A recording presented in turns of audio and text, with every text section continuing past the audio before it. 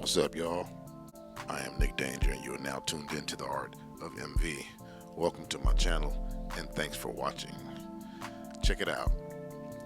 This is my motivation right here.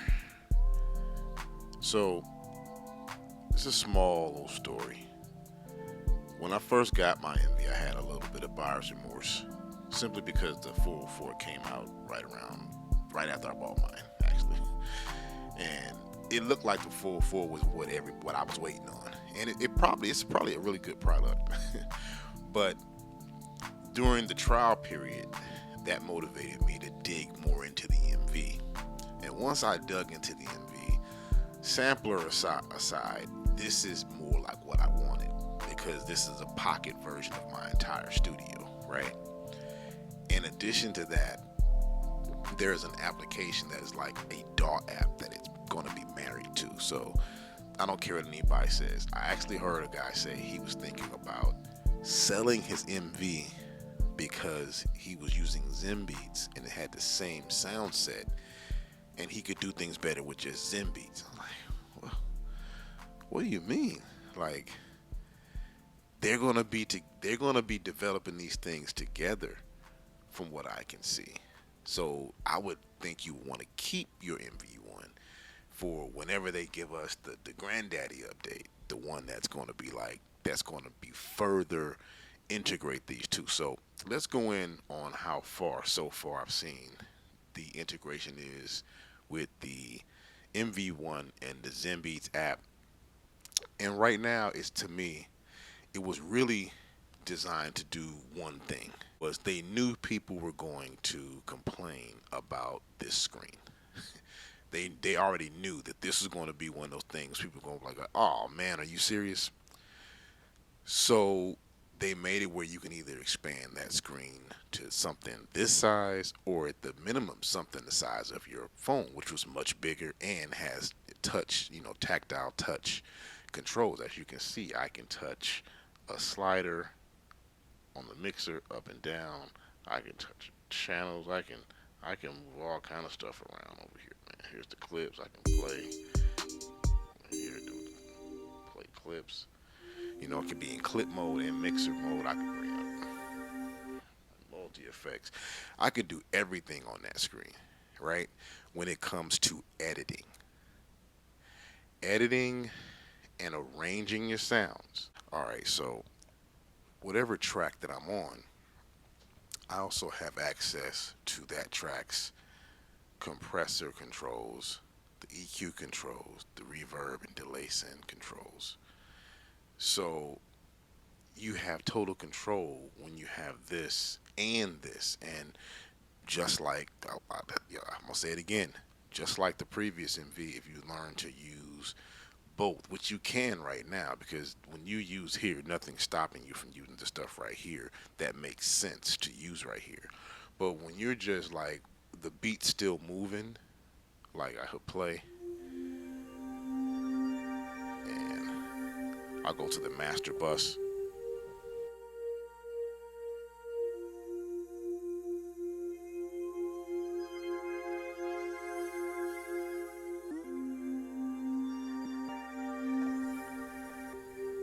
Now I'm proceeding the effects.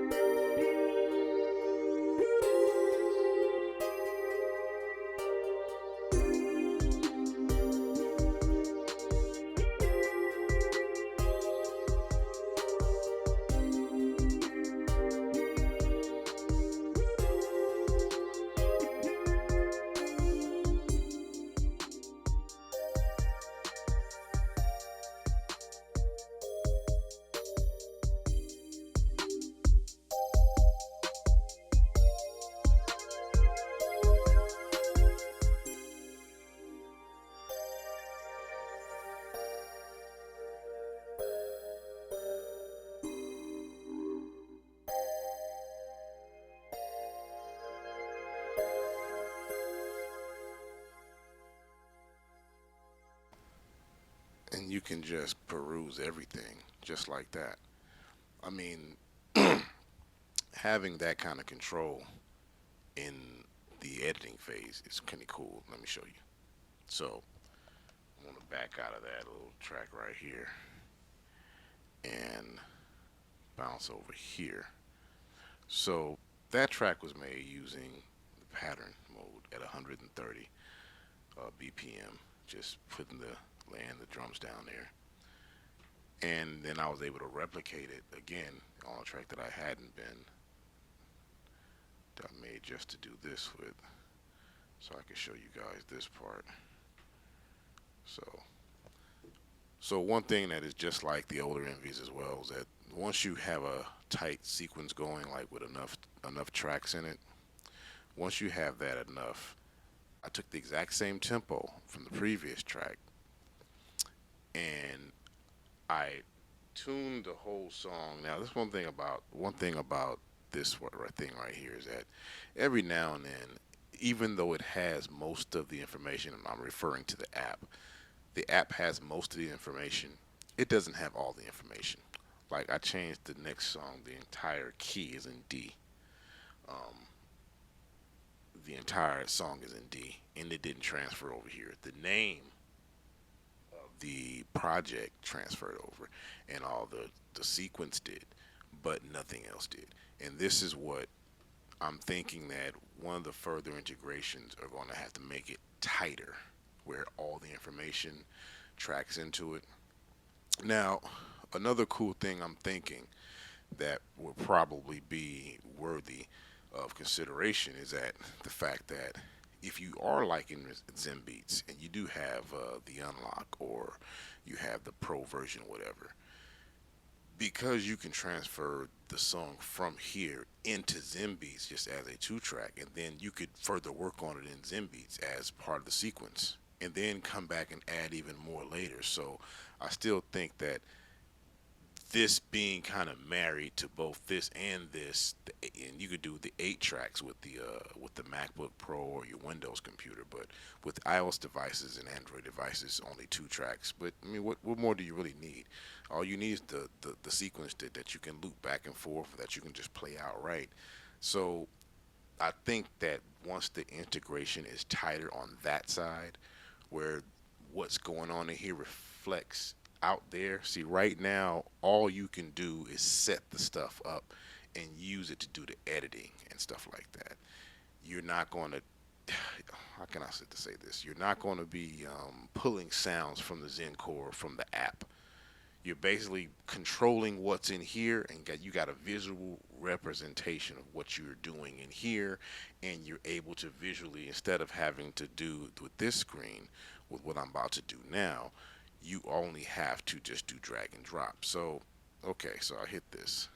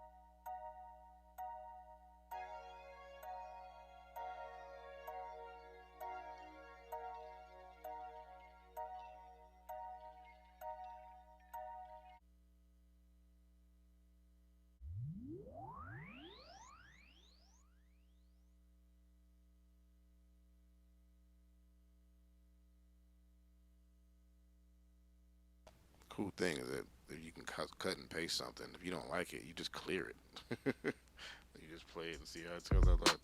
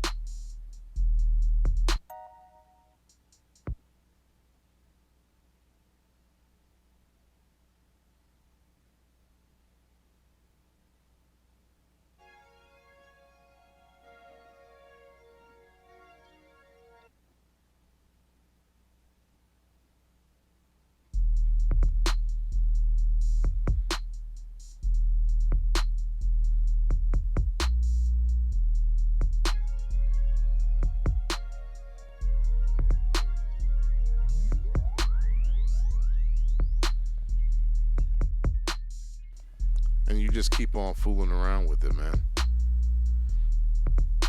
And this is how the previous beats that I played just earlier were all kind of just pieced together. I've just been doing this over and over just to get the repetition of the workflow part. So I've done a couple of them, are just I want to see can I use the pattern mode, and that's what this is. This is just a 130 BPM pattern with the snares on nines, and I just replaced the kick from the other one with an 808 kick here or a sub 808 kick here, and I also changed the actual key of the song. It doesn't say it here; it says it in this on this screen. But let me see.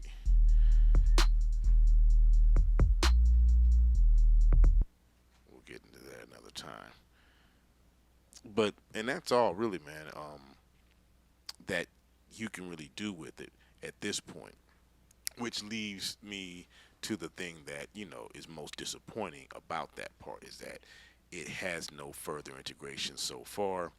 I actually took one of the courses to learn the Zenbeats outside of the MV, but I had the pure intention on asking them about the MV at the end of the class, which is what I did in the Q&A. I asked him about the integration, and he said that he definitely know that it was on the table. This is a dev talking, because it was a dev that was one of the instructors, and he said that it was definitely on the table. So anyway, man, what do you guys think about that particular workflow of touch screen instead of using this screen? And now the thing is to learn both, but I can honestly say that I kind of like listening back and playing back and record, going through here and just kind of creating parts, because you can just create 16 parts and just keep mixing and matching and dragging and dropping until you get the kind of pieces that you want for your composition, right? So this part of the actual future of it, I think, is pretty cool.